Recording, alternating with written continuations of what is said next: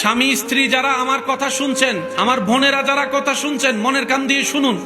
আপনার স্বামী যা বকা দেয়, আপনার স্ত্রী যা করে, সবকিছুতে আপনার বউয়ের স্বামীর দোষ হয় না। দ্বিতীয় নম্বর, শয়তানও একটা গুতাগুতি করে। কেমন? অনেক সময় দেখবেন মনের মধ্যে গুতায়, দেখছস নি তোরা কিতা কইছে, দেখছস নি তোরা অপমান করছে, দেখছস নি, দেখছস নি, দেখছস নি।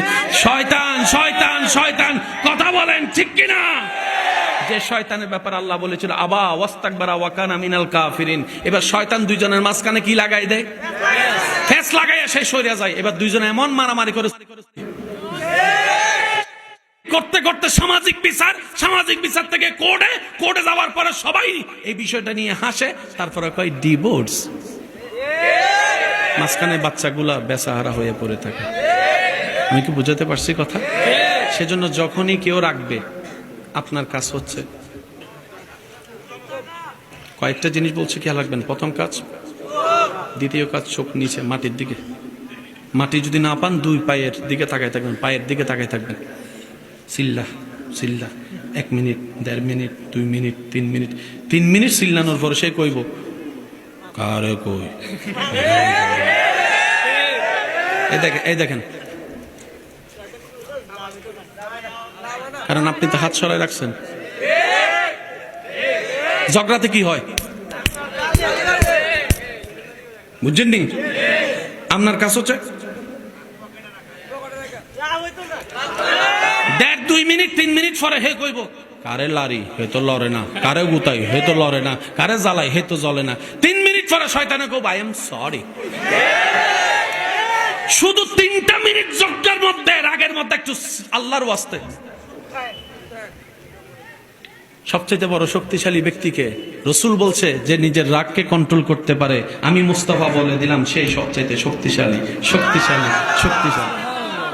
আজকের এই দিনে মাইকের আওয়াজ যাচ্ছে, আমার কোনো ভাই বোন স্বামী স্ত্রী যদি ঝগড়া চলিত অবস্থায় থাকেন, কিংবা কয়েকদিন আগে ঝগড়া হয়েছে, এমন হয়, আমি আপনাদেরকে ভাই হিসেবে অনুরোধ করছি, আপনার স্বামীরও দোষ নাই, আপনার বউরও দোষ নাই। খামাকা তৃতীয় পক্ষের দোষের জন্য দুই দিকে ঘুমানোর দরকার কি? দুইজন আলাদা খাওয়ার দরকার কি? মিলা যান না।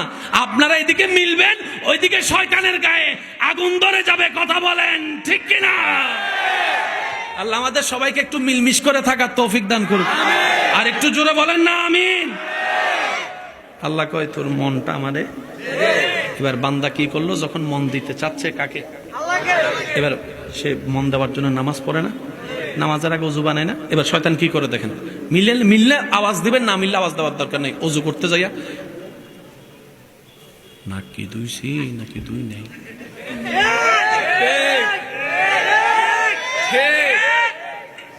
হাত মনে হয় 4বার দুই এলাইছি রে।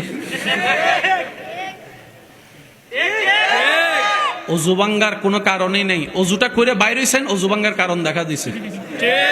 কোন রকম কষ্ট করে নামাজে গেছেন, আল্লাহু আকবার, সারা দুনিয়া চিন্তা সব। ভাই বলেন বলেন বলেন বলেন বলেন। এমনও হয় 2 রাকাত পড়ছি নাকি 1 রাকাত, নাকি বসছি না বসি নাই, তাই তো পড়ছি না পড়ি নাই। হয় হয় হয়, বলেন বলেন, হয় হয়।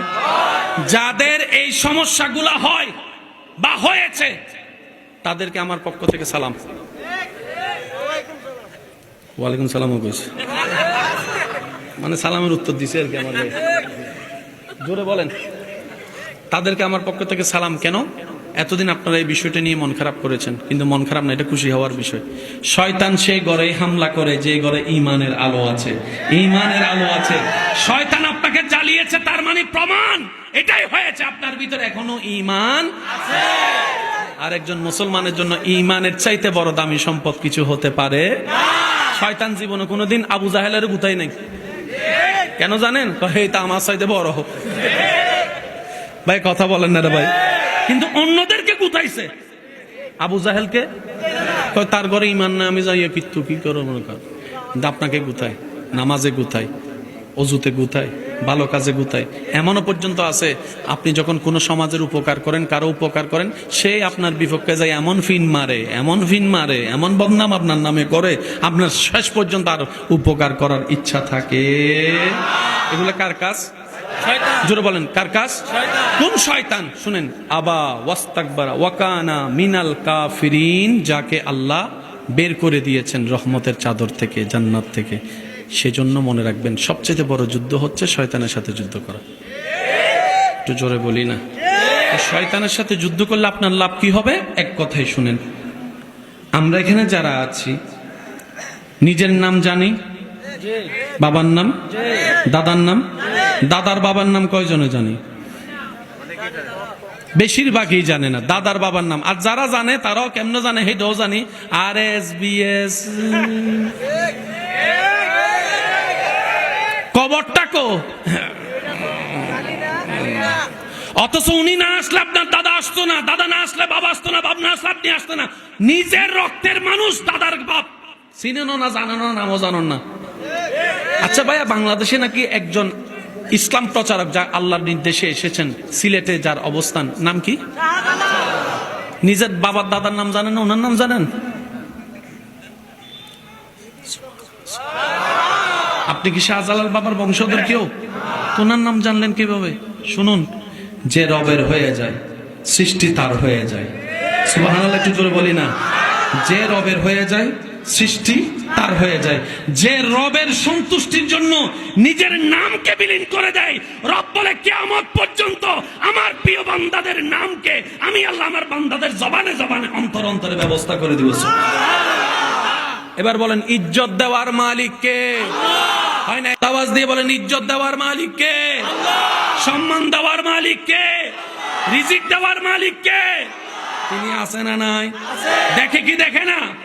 শুনে কি শুনে না? ওই আল্লাহ যার কাছে আছে তার কোনো টেনশন নেই। সেজন্য আপনি আমি সামান্য একটু 19-20 হইলে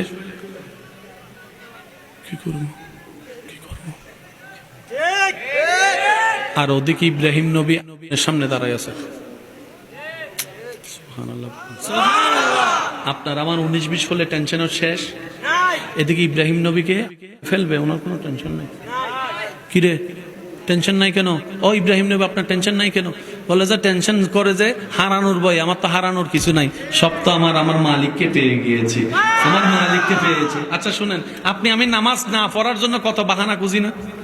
অথচ কারবালার ময়দানে চতুর্দিক থেকে অত্যাচার আর অত্যাচার, এদিকে তীরের হামলা, এদিকে বল্লমের হামলা, এদিকে পানির তৃষ্ণা, এদিকে কুদা, সব কিছুর ভিতরে ইমাম হোসাইন।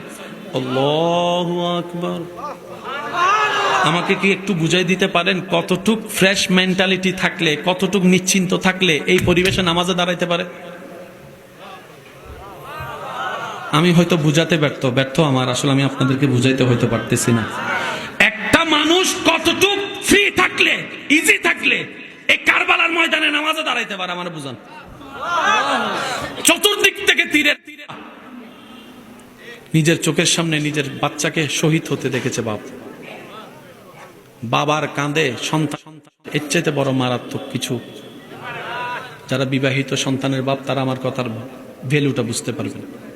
বাবার কাঁধে সন্তানের এর চাইতে মারাত্মক ভয়ানক কিছু হতে পারে না, কিচ্ছু হতে পারে না, কিচ্ছু হতে পারে না। যে বাপকে কেউ দুইটা কথা শুনাইতে পারে না, সন্তান বাপের বলে প্রস্তাব করে দিলে বাপ খুশি হয়ে যায়। বাবা অন্যরকম। যারা অবিবাহিত আপনারা বুঝবেন না, যারা বিবাহিত তারা বুঝবেন। আল্লাহ বুঝার তৌফিক দান করুক বলি আমি। নিজের চোখের সামনে ছোট্ট আসগরকে শহীদ হতে দেখেছেন ইমাম হোসাইন।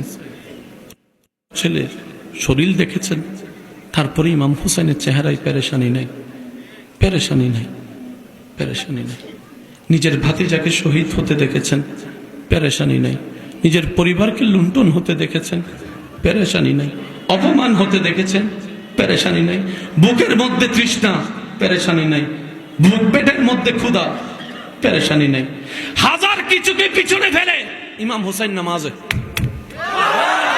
হয় না, হয় না? আরো জোরে জোরে জোরে। আজকে একটা কথা বলি, মনে রাখবেন, ইমাম হোসেনকে যারা শহীদ করছে, ওনার কি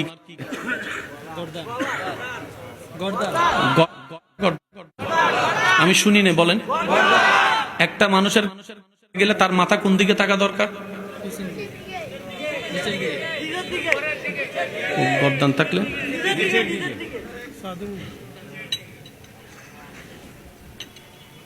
ইমাম হোসেনের কাটে নাই মানে কি বুঝছেননি?